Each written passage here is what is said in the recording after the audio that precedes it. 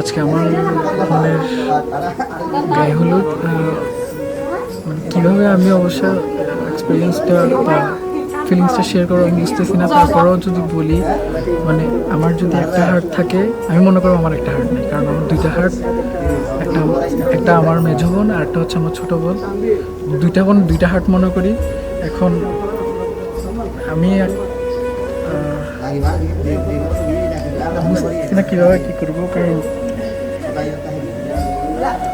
ও চলে গেলে এখন বাসায় ওকে ডাকতে পারবো না, আদিবা বলে ডাকতে পারবো না কাউকে, মানে আদিবা বলে আর ডাকতে পারবো না, কারণ বাসায় খালি খালি থাকবে, রুমটাও খালি থাকবে। আমি ইউনিভার্সিটি থেকে ক্লাস থেকে এসে আগে প্রথমে ঢুকে আমার বোনদেরকে দেখি, তো এখন একজনকে দেখতে পারবো না, একজন থাকবে।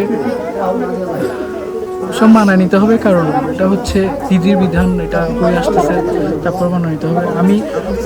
আমার বাবা মা অবশ্য যত কিছু করছে আমাদের জন্য তা অনেক বেশি, আমরা বলে শেষ করতে পারবো না। তাও যদি বলি, আমার বাবা মা ওর ছেলে দেখা সব কিছু আমার উপর ছেড়ে দিচ্ছে। আমার বাবা মা কখনো বলে না যে আমি আমার মেয়েকে বিয়ে দিব। আমার বাবা মা সবসময় বলছে যে তুই তোর বোনকে বিয়ে দিবি। তো আমি ওর জন্য অনেক ছেলে দেখছি, প্রত্যেকটা ছেলে আমি জাজ করছি, আমার মনের মতো হয় নাই, কিন্তু শেষে এই ভাইয়াকে মনের মতো পাইছি।